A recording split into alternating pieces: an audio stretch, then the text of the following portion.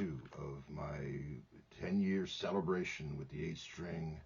The extravaganza continues, and this is the second lick that I ever conjured up on this animal, my original Ibanez S8.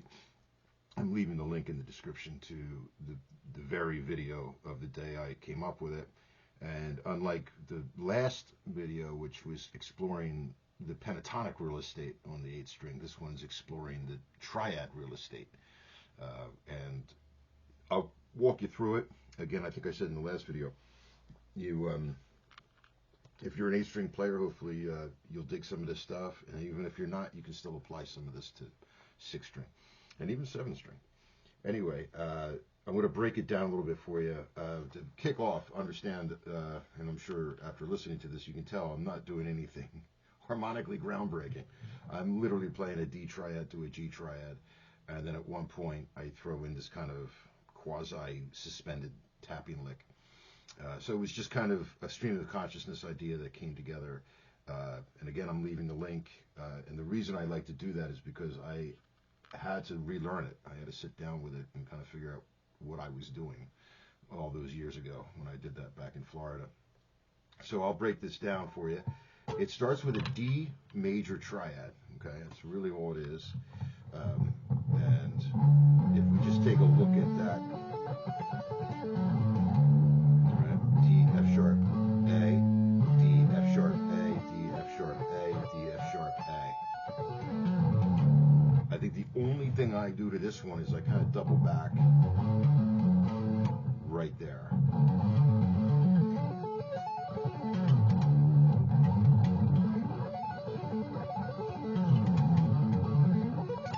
Might even want to just start with that. That's kind of fun to get going. Yeah, then I descend it on the G triad, which I have my B to the G to the D, B, G, D, B, G, D, right? Weird shift here, B to the G.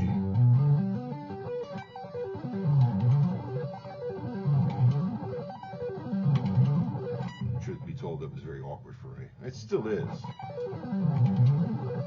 But I was very conscious of wanting to stay as tight to a position as I could.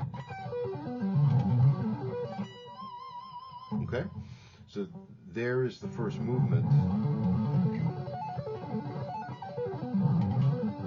So I descend and ascend. Then I'm jumping right back to the D,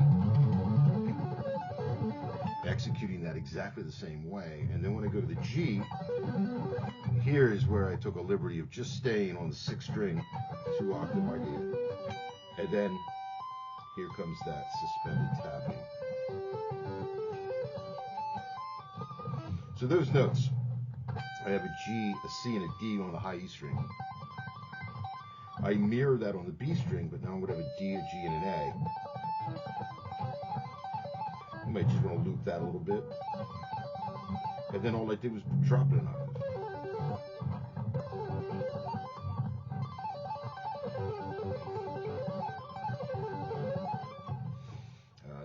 It just sounds like a lot of fun. It sounds like kind of a terrifying merry-go-round. So anyway, that's the first round, and then I kick off again.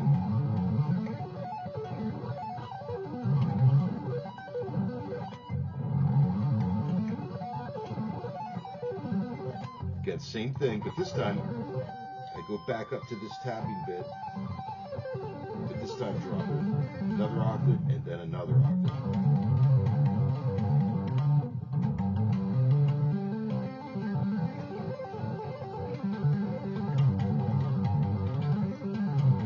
You can do all kinds of variations, whatever you're feeling on that. And that brings me out of it, right? So, yeah. Now, on the original video, and I did it today too, even though I'm not running as much gain as I did on the original video. A little weird equipment or nerdy tech thing here is that today I'm using the ME90 by Boss for this particular example. Normally I use the big rigs, but I didn't want to do that today because I kind of want to keep my residence. But also in the original video, I was using an ME80, so I thought it would be just kind of nerdy and cute to use the next generation of ME series from Boss. Not an endorsement, but good stuff. So anyway, the purpose of me explaining all that silliness was, if you watch the original video, you'll notice that this starts to get real muted, and I was using my forearm to do it.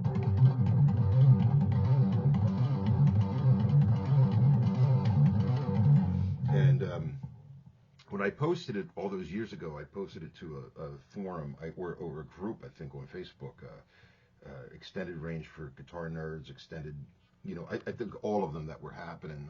I'm sure they still are. And somebody had posted in the comments that I was using forearm muting. And I just reading that, I just thought that was the coolest thing. Like, oh, muting with the forearm. Who would have thought? So now I have to do it all the time. Down.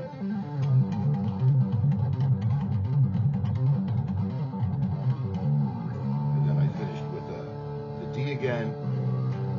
This nice C, add 9 is my G, add the D.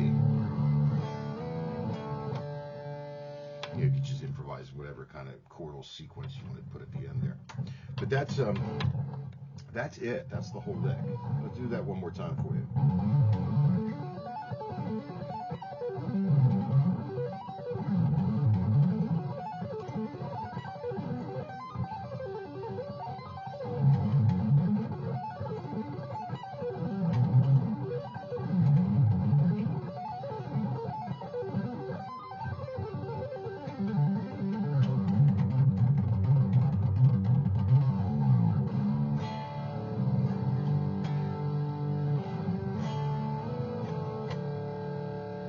All right, folks.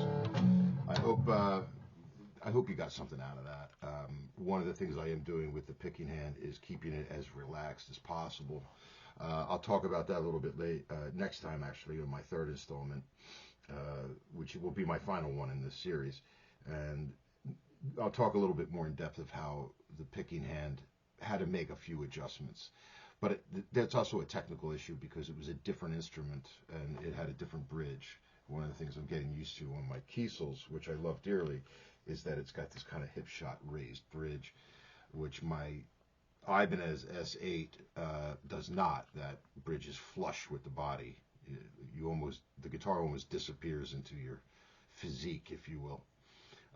All right, folks. Well, I'm having a great time doing this, and it's great to reminisce and get a little nostalgic. And I hope everyone's doing well. Cheers, everyone. Talk to you all soon.